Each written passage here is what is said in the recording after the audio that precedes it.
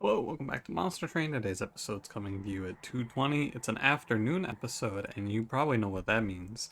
I'm mostly finished with my project now. At this point, I have a final document to write still, but in that final document, I need something from my client, and she has not responded to me in 2 days, and the project is due in 3 days. So, you know.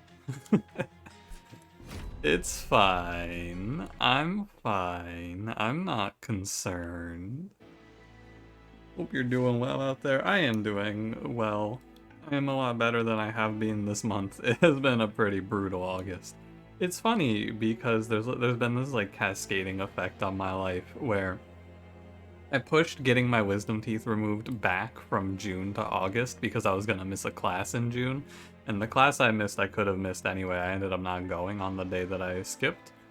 And then because of that, it ended up being in the middle of crunch week and just took a week off of my time to work on the project when I needed to. So, oh, what the hell? It clicked okay. Well, sorry, the intro is not over if you just skip ahead, but I'm not going to go back and timestamp this. I'm just going to see when it hit okay. So I'll ask you a question, we'll get going, and then we'll do the normal stuff. Don't you worry.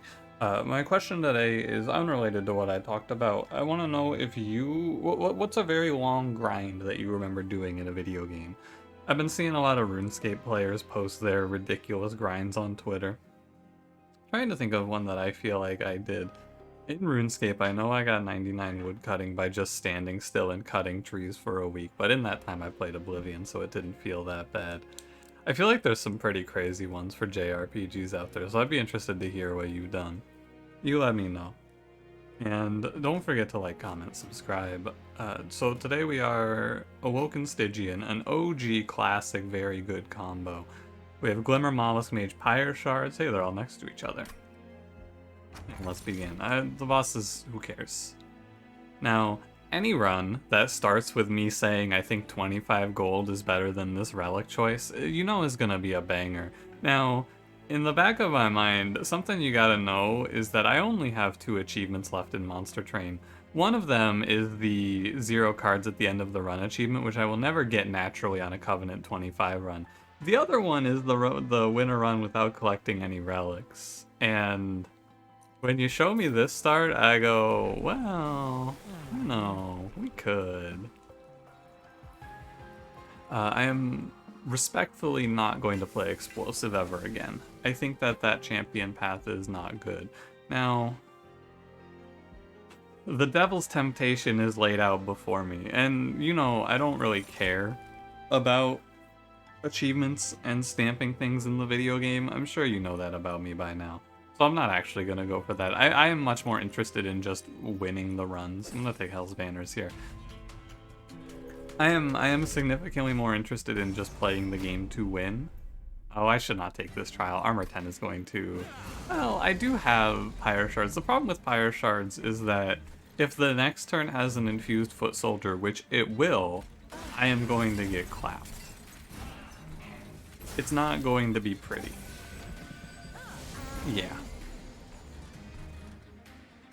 Because I'm 1 off on my spikes numbers, and I don't have... I have Glimmer. Okay, I have Glimmer. It's fine. I don't take 18 for this, but, you know. It could be a lot better. I have Glimmer Smile. I should take the regen. I have Glimmer. I have Glimmer. I have Mollusk Mage! Wait a minute. Hold on a sec. Hold the phone. Hang on. Hold. Wait, this Mollusk Mage goes kind of wicked. No, wait, he goes terrible. If I use him to frontline, that's very bad. But I can play... Wait, this guy's insane. I didn't think about the Mollusk Mage hero. He saved my life. That's huge. And the other one... Oh, I should have played... I messed up here. Might be. I should have played Mollusk Mage Train Steward here. Oh well. I forgot about Hell's Banners. I forgot about the Ember Drain, really. I just didn't think about it. I was going too fast. Oh, what a fool. What a fool I was. It's okay. You kind of expect to take damage here anyway, so... I could have taken a little less by not taking that 5. How much less? Actually not a whole lot. Could it have made a difference? I would have gained... It would have made me take 6 less, so... You know. It is what it is. A part of me wants to pick Sharpen. I actually think that Sharpen might be a little underrated in my mind. It has +4 and Spikes 4 on it, so I don't know. I can see it being pretty good here. Because Spikes 4 is meaningful in the early game. It becomes very bad quickly, but I should probably just go Steel Enhancer. I think maybe I'm underrating Sharpen, though. This is a deck that really struggles to kill Relentless, and Flash Freeze is a very good card for killing Relentless. Now, it's not Chase Seraph, it's not Arcus. Okay, let me tell you the situation here. I have spent my whole life, and by my whole life I mean like maybe a month or two, waiting for the run where Thorned Hollow is hypothetically pickable. This is the run. It's not Chase Seraph, it's not Arcus. This is the hypothetically pickable Thorned Hollow run. Now, I want to say to you that if Thorned Hollow got the Rejuvenate effect on Infusion, I think this unit would be extremely good. I think that this would be a very viable unit to take, because Rejuvenate gains Spike 6 reaches thresholds reasonably quickly. So, just bear that in mind as we move forward here. Endless 510, I mean, man. In this run, I could have Endless +25 Hot Shark. But I picked Thorned Hollow, and you know what? Oh man, oh man, oh man, oh man. Spikes 10 and 15/15 is just not the angle. I think it's an Awoken Hollow Infusion is what I want. I'm gonna click another artifact and lose the run. Okay, sketches, and then we take Reverse Stone, reversing the effect of one of my cards, and we import Cave In, and we... Anyway, I'm gonna go Lightstone Casing because it's good for Glimmer. And there is no reason to skip +25 Thorned Hollow. It might be good to do Mollusk Mage Infused Thorned Hollow. +10 magic power to our spells to just punch through the enemies. You know, look, I'm grasping here. I recognize that I am grasping here, but like, of course I'm grasping. I'm looking for the Thorned Hollow line. Thorned Hollow, despite what you may think, does not conflict with the Sentient at all. They can play together very well. Because she's just going to lessen the impact of enemies hitting him. Okay. Yeah. The enemy doesn't attack, so I take 3. Excellent point. Strong counterpoint here from Monster Train. If I play Lance, I kill the Disciple.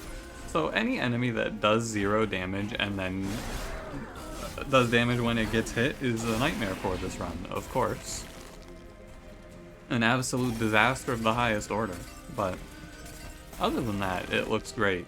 Just don't look at my health bar. That's all. Now, I feel like I have spent time recently talking about how I'm just going to start playing these runs to win. However, I have wanted Thorned Hollow to be good for a while. This is my true Alpha Fiend. Alpha Fiend is like, I'm Alpha Fiend's strongest soldier because I want that unit to be good. But like, Alpha Fiend has his time. Alpha Fiend is on the fringe. Thorned Hollow I don't think is on the fringe. I think this unit is terrible. But that's what we're here to see today. Because, like, there's no Steel Shop upgrades that are good for him. I'm gonna go get Pyre Health because I think I lose if I don't. Emblem of the Exiles. It's winnable. Wait, Umbra Stone? That doesn't sound very good. What the hell do you do with Trample here? Nothing. I go Unnamed Tome. This run doesn't need Trample. Now, I want you to look, when I lose this run, I want you to look back at it because recognize what we could have. We could have a +25 Endless Hot Shark and a Trample Stone here. We are just a unit away from winning the game at this point, otherwise. But don't think about that. I don't want you to get lost in the sauce here. This is the Thorned Hollow episode. It's the theoretically pickable Thorned Hollow play. Sentient should go mid-floor. I don't care about the haste that's going to walk by. Thorned Hollow can handle it. I do believe it's right to play Mollusk Mage to have damage. Look at that. Survivable. Remember to think about Hell's Banners moving forward. Like, I do wish to play it. Or, I guess, use it, I should say. Awake is better than Restore. I'm not awake, apparently. What the hell? I woke up, or I went to bed really late last night. I went to bed at like, I went to bed around 6, I think. I don't know why, I just could not fall asleep. I said to myself, I looked at my phone and I said to myself, if I'm still awake at 7 a.m., I'm just gonna go record Monster Train. So, we almost had the fabled 4 a.m. or 7 a.m. Monster Train recording, but I did end up awakening, or rather unawakening, sleeping. And so we did not get the fabled 4 a.m., 6 a.m. Monster Train, but it was close, man. I don't know what happened, but I did wake up very early, though, for that sleep time. I woke up at, like, noon, so I should have an afternoon crash, but I also drank coffee, so somewhere along the line I should be very tired today, but that's a debt that I will pay off later. Anyway, Siren Song is terrible. Very bad for this run. Deep Offering could be playable, maybe? We have Lightstone Casing, so, like, at the end of the day, I should click Deep Offering because it's one of those infinites I've never done. Yeah, okay, Eel Gorgon. Sure, buddy. I'm clicking Awoken Hollow. Oh my god, wait, you take Shark there! Wait a minute, you take Shark with the Thorned Hollow! What? Oh my god. I missed that. I missed Shark Thorned Hollow.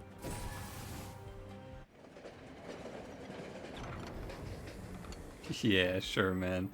Give me, I mean, Broken Wheel is very good, as long as I don't lose, and 4 damage to friendly units. The problem with this, or perhaps the good thing, is that it kills off my Mollusk mages. I just have to skip them in the next combat and play really safe.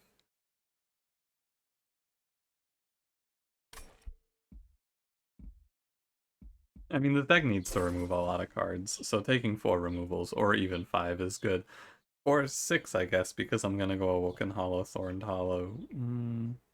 I don't know, we'll see. Maybe I'm not. Corrupted Cloud is also good, it rejuvenates every turn, and I will not take the piercing, although it is okay. This is the part that's very tricky to navigate, because in theory this run should now have a navigatable path to the win. However, I have to go through 2 combats at 61 HP, and if I lose my Thorned Hollow, the run ends. So I believe we should go left. Removals are cool, but Magic Shop is also good here, because I would like to make Awake more playable, and I would like to give a +10 to Glimmer, and I would not really care for double stack, but I will reroll. Another -1 on Awake sounds good. A holdover Glimmer sounds pretty solid, and then if I give that +10 piercing, I don't know, or maybe just +30, something along those lines, and then I'm just gonna beef up my healing cards. Yeah, so you could have Husk Hermit, Awoken Hollow, Trample Stone, and Endless Hot Shark. I don't actually know if that wins when I talk it out like that. It's kinda close, but you know.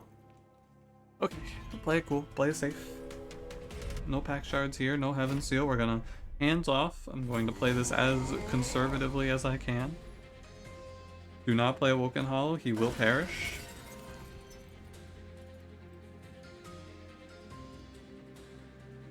Train Steward dies in 2 turns to Corrupted Cloud, so that's a freebie. I'm going to put Awoken Hollow into Thorned Hollow. So I am going to not do the Mollusk Mage Infusion, shockingly. And I'm just going to play Deep Offering here. Cool. Thorned Hollow gets down a turn sooner. +1? Oh, because it's a +5. The +5 triggers first! Oh, that's kind of cool. I didn't know that. Okay, we restore. I think there is a case, like, this is a run where if I could do 2 infusions, it would be really good, of course. Almost every run would be better if you could do 2 infusions, but I'm not in a race to clear these Train Stewards out, by the way. There'll be time. I need to heal. And heal and heal and heal. To keep this Awoken Hollow, Thorned Hollow idea alive. I don't care about the damage I'm going to take here, you sacrifice. I think I probably took 5 for that. I think that's a sack you have to make as well. Now, Mollusk Mage is the tough one. Am I just going to send him here? I think I am going to send him here. He does do a lot. The problem with Mollusk Mage in this run is that he inevitably dies in the final combat. And so it's very hard to hinge your run on a unit that you know does not live in the final boss and is not an answer to the Divinity. And so I will not do it. That's all there is to it. Oh, that card's not piercing. Of course it's not piercing. I know that. Looking at that like, wait, why isn't this Clip Defender dead? It's not piercing. Sure. I think you want to go... You want to go Glimmer Restore here. I was thinking about Crystallis, but I don't think 18 is worth enough. You know, I probably would have saved 6. I should have counted it. Silence here is solid. I will... Oh, I could Silence here as well. Fine. This should be... okay.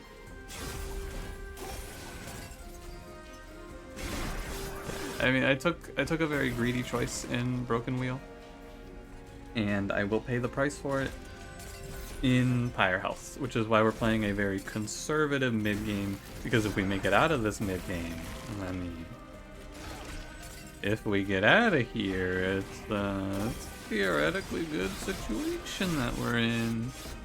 I don't wanna hype you up too much, but like, you know.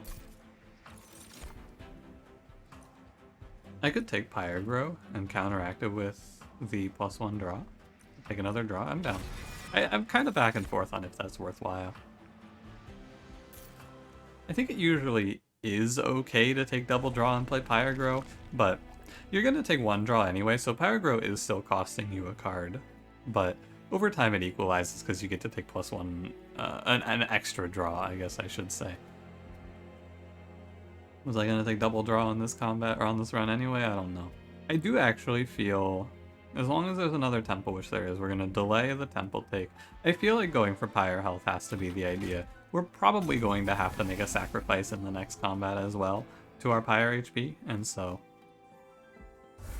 I do feel it makes sense to grab 20 more Pyre HP to get out of here. Now, I would take +10 piercing. Would I take Intrinsic? Intrinsic Pyregrow is good. Because we won't really... I don't know. Value Stone Deep Offering is also an idea, because we're making a lot of removals here. And... I mean, hypothetically, right?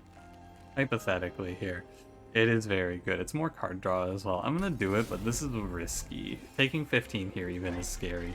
I think to offset this, what I will do is A, I will give Thorned Hollow another +25, and B, I will remove 2 more Frozen Lances.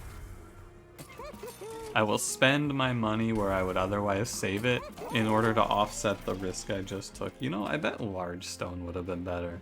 What do I care if he's 5 size? He's gonna be alone anyway. I should have taken Large Stone. It's just so infrequent that Large Stone is the correct idea. I did not even consider it. The Invasion Trial should not affect me. That's my statement. Because the first round will die for free to the Sentient, I should not be worried about this. And we drew Glimmer on turn 1, so it's exceptionally good. This is the high roll, and often the high roll makes you take 0 and you go, wow, I should have really just done this for sure, right? But in reality, the low roll kills you, and you have to play towards that, I think. As much as you don't want to. Now, I can't play Awoken Hollow, so I can't play Train Steward. I need to scale my Thorns to survive this because this enemy has 75 HP and will be surviving. +4. Too bad I can't draw a Deep Offering on the next turn. It's not worth it. You gotta just heal, heal, heal. At least the turn's pretty easy. I take 6 here. The next turns are scary, scary. These are bad. Actually, it's just the next turn, to be specific. I think I might have enough Thorns. It's not that scary, is it? The high roll here, and the thing that I was worried about, of course, is that we did not see an overcharged tank get an infusion. That might have been guaranteed because of the number of pack shards we're at. I don't actually know the thresholds for 4 and 5, but I'm happy with the sacrifices and the decisions we made that brought us to this position. I am also roughly analyzing the numbers we are putting up right now, and we are nowhere near the pace I feel we need to be to kill Sarah. But you know what? We get the purge clear. We pick up Bramble Lash. Oh no. Oh no. Bramble Lash is not the worst card here, of course, because our champion... I cleared everything out, right? Train Steward didn't make it? Yeah, okay. Great. Our champion, specifically Bramble Lash with this sentient, is good because it is like 400 damage or something like that baseline. And that's solid, but, you know. I'm gonna go look for a Spikes Relic, because like a double Spikes Relic is such a crazy good hit here. Lost Luggage is pretty strong, but we're probably going to see a lot of enemies walk past us, so Boon of the Blacksmith makes sense. Oh yeah, and then Heaven's Gold. Okay. So now the strategy is sometimes enemies are going to walk by us and we just take it on the chin and heal. And I'm going to do the Awoken Hollow Infusion. I don't know how good it is, to be honest with you, but I'm doing it, so... I think the Shark might have been better, but it also might have been worse. It's really hard to say. So we go plus 10 Piercing Glimmer. What happens if you were to Spell Chain Deep Offering? Would it discard itself? I think it would generate after the card resolves, so I don't believe it would. Okay. Let's go to Fel. I suppose. I suppose. We're getting somewhere, but this could also be where it hits the wall. I don't think it should, but... We have Endless Sentient now, which is strong. I can throw Flash Freeze at Fel. Every point of damage matters here. Theoretically, we should be very well built to kill a boss. This should be... I mean, you show me this unit in the before times, before the DLC, and I'm gonna tell you, oh yeah, that's like, that's a dub, right? Look at that guy. You're just gonna put up enough regen to win the game, but no longer. 310, 200, it just, this Spell Shield fell. What can you do? God, I remember Spell Shield fell. I used to think that Spell Weakness Tethys was really good until I fought Spell Shield Fel for the first time and went, oh wait, this just hard counters me, doesn't it? And it really did. It did just make it unwinnable for that Tethys, but hey, you know what? I think that Tethys was already pretty doomed. Now, on a turn like this, it's definitely better to press Restore.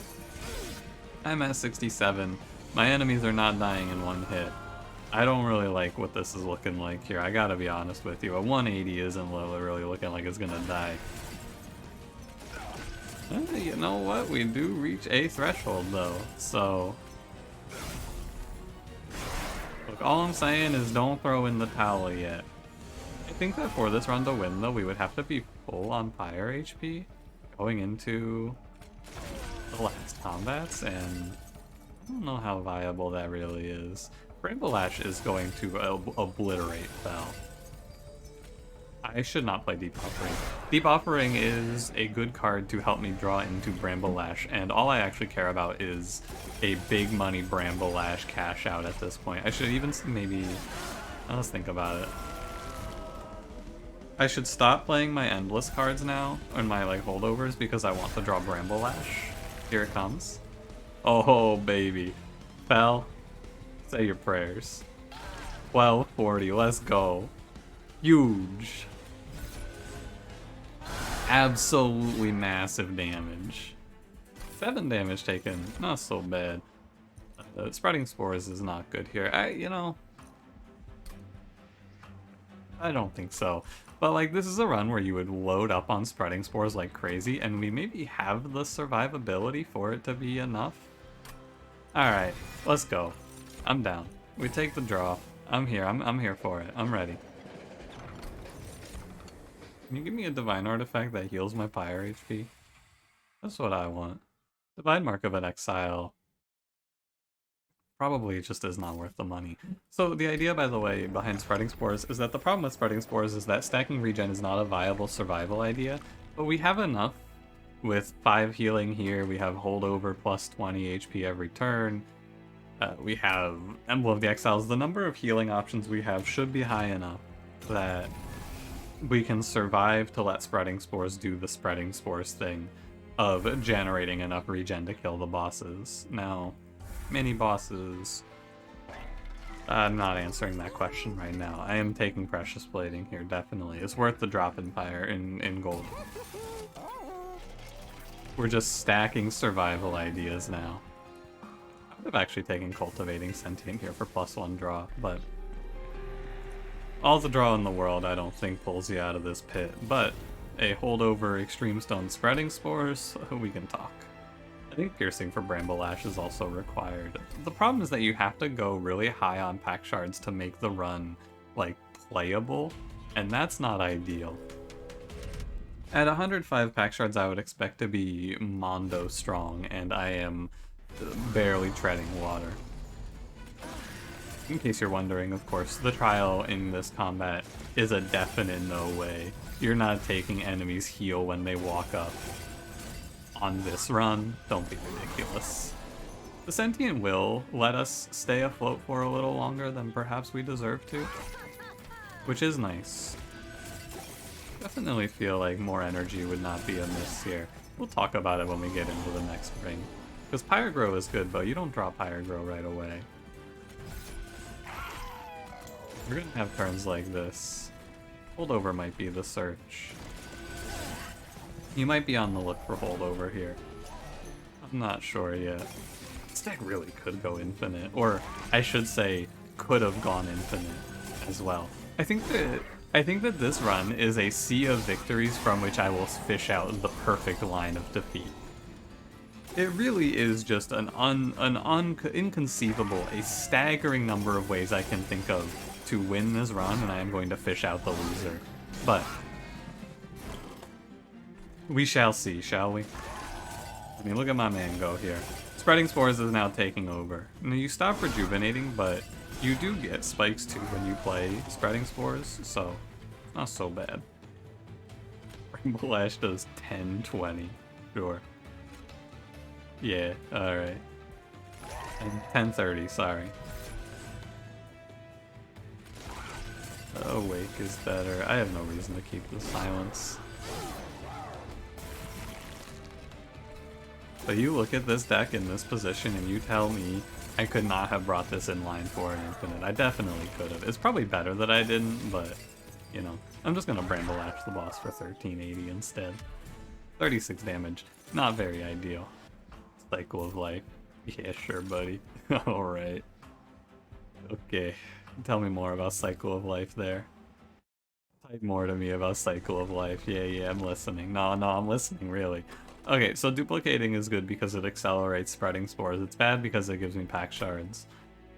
Magic is good because it gives me more energy. It also comes with removals and fire HP. I think that this actually pans out to be a no-brainer. Trinket Shop could buy a Spikes Relic. I will not be taking any of these. There's double incants in case you just really needed to know that this run had it all. And here we are. Crystallis does nothing for us at this stage. Pyre Shards is also an energy I cannot afford to spend in a deck this tight. I am willing to click the Horde almost, but I think I need to stay lower. I think I need to spend my money on Bramble Ash -1s. Reroll this. Oh, Holdover Bramble Ash is a winner. This is an unironic winning line. Oh no, oh no, oh no, oh no. Oh dear, oh dear. Give me Awake down to 0 cost, I guess, and we'll go on at 75. Okay. Alright. This is winnable. This is like a legitimately winning line. I suppose. So Sentient goes bottom floor, softens the blow. The big thing, the reason that this is a winning line is because we have two, so Oh, this is an extended line of thought that will take up most of this combat for me to explain, I feel. But in a normal position, the problem with Bramble Lash is that it's going to miss the priority target more often than it's going to hit the priority targets. But the trick of this run is that the Spiked Sentient lets me pick a target on a lower floor. So given the time and effort it will take me to process a turn and say, okay, in 2 turns I die to this enemy, I can go, oh, I Bramble Lash here and then can clean it up later. Thanks to the Sentient. That wasn't that extended, I guess, but I guess that's the gist of it. The more in-depth thoughts are like, yeah, and also the Sentient is going to lessen the damage on Thorned Hollow. I can guaranteed kill any configuration of mini-bosses with Bramble Lash now. I think we actually have snatched victory from the jaws of victory, which is incredible. Shout out Vile. It's not over yet. I shouldn't take the win. I shouldn't shout out yet. But like, it's looking winnable. 85 damage is enough when you accelerate your spikes this much to really push yourself over the edge. We're getting like 4 to 5 Vile or 4 to 5 Rejuvenate procs per turn, which seems like it's enough. You'll notice, it might not seem like it's enough, but we're barely, or not that. You might think that this is a no-brainer. Of course you're gonna win from this position, but we are barely making it over the thresholds that we would otherwise need to make it over. This is the big one, right? I can clear out in front of Sapsarah and then watch him die. But we're barely making it over, and that's because we have like just the right number of Rejuvenate triggers comboed with the extra damage. So a front enemy who is weakened will then, following that, die where they would otherwise live and chip the pyre. There's like 800 damage to the Divinity, or to Sarah. I think this makes it. I don't think this would make it without the combination of Malika event and other such circumstances leading us here, but like, hey, you know what? We take those. Accelerating our dex removals by 6 thanks to Immortality Potion, and then also getting Endless Sentient is a massive boon. This is really a stars aligned situation for Thorned Hollow, and you know what? I'm happy. Could we have played a much simpler Endless Hot Shark self-infused line? Of course. But I would not trade this one for the world. It's not necessarily over yet. We do have to get through a very sketchy early game, but if we make it past the Harvest Wave, I think I would assert that this is a W. Don't play Restore here. We already have regen, so playing Restore is actually terrible. Oh, I should kill the Steel Wings there. That's that sort of... I should recognize that position better. Killing the Steel Wings is the play. No doubt. Running Spores here. We're going to silence the Harvest because we just happened on a silence idea here. Glimmer is fine. I'm off just barely. I can kill 2. You're dead anyway. I can kill 2. It's fine. I should take 0 here. And I should not be in this position. I made a slight mistake. It's okay. So here you want to go Bramble Lash to kill the front enemy, Glimmer to kill the back, and then we just have to accelerate. We don't have to care about this. Now we'll talk about it. It might not be over yet, but we have the Heaven's Gold to lessen the impact on our pyre of these early turns. Yeah, so first of all, we're going to Glimmer away the spikes, of course. I know you're thinking about this Disciple Protector. I'm also thinking about that Disciple Protector, but it's okay if I Bramble Lash him, and that might end up being the idea. Because you Bramble Lash him, so here's the thought. You Bramble Lash here, and then next turn he'll die to Glimmer, and then Bramble Lash will hit Chains for a full hit. These enemies got silenced, so they are less impactful. The damage output here is 1 round, which is only like 30? I think that's 36. Or 34, rather. And on top of this, in playing it in this way, I have a slight chance, a very slight chance of re-hitting Bramble Lash. No, I do not. This draws 5. This does not draw up to what you have currently. Okay, my bad. My bad. 58. You're actually at 100. Hold on. You have to play this Glimmer, and now it's only 1 damage. Good Deep Offering. You know, it's not terrible. I think it's worth it because you get to play Spreading Spores and Awake, and you accelerate yourself slightly. Oh, they hit me twice. Terrible news. I was off by 5. I did not actually do the math. I just guessed. Okay, but now I set myself up so Glimmer kills here, Bramble Ash kills Chains, and then you just play Spreading Spores. It doesn't look good. I actually think I'm dead. I think I set myself too far behind and I perish now.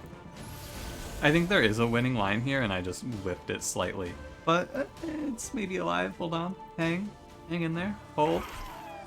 Glimmer here. You have to take the 1, I think. There's no doubt. Field Enhancer, Awake, Glimmer again. You have to take the 1. Am I alive? I'm definitely alive. There's no way. This only hits me for 10. Look, you're just making a lot of concessions to your health bar. It's not a big issue. I didn't really get to do the I'll think ahead with the Sentient and Bramble Ash combo idea because I just don't have the time, but I set myself behind it. It really cascades pretty heavily here, I have to say. But let me play through this turn and see if I die, and then I will tell you if I'm going to reset or not.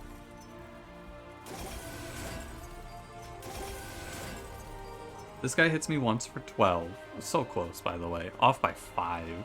This is 12, you're dead, and you're hitting me for 7? I'm alive, it's 19. It is an extremely cascading effect, though, where I skipped 1 Bramble Ash. The Bramble Ash I played on the Divinity set me behind way too much. It was a massive oversight on my part, no doubt. No misgivings about that. However, despite that massive oversight, this run had so much going for it that even that crippling mistake does not put us off of this run. It's still a W. What a world. I almost wanted to replay it anyway. I feel like actually it would be in the spirit of how I go about replaying to replay this combat, because that mistake made that combat way closer than it looked. Or should have been, I should say. It's an interesting thing in games like this. Monster Train has it, Slay the Spire has it a lot more. It's the sort of mistake that you make as a player because you're not thinking. You just go, oh, I slammed these cards. And you don't, if you're not playing this like I'm playing this game, you're not like hypercritical of yourself. New best for spikes, by the way. Holy moly. But I feel like I have to be very critical because I make the content, and I have to make sure that I analyze this in this way. If you make that mistake, you just go, ah, well, I lost, that sucks. But in reality, you missed that Bramble Ash on turn 1, and the effect cascades pretty heavily. Or rather, it was turn 2, but it cascades because you're behind for the rest of the combat, whereas otherwise you would be able to get ahead, I think. Because you have to Bramble Ash top 4 every turn. And there are turns otherwise where you would not have to do that. But hey, you know what? Thorned Hollow finally had his day. I cannot say anything negative. Thank you for watching. If you enjoyed, don't forget to leave me a like, subscribe if you want to see more, and I will see you in the next one. Have a good one.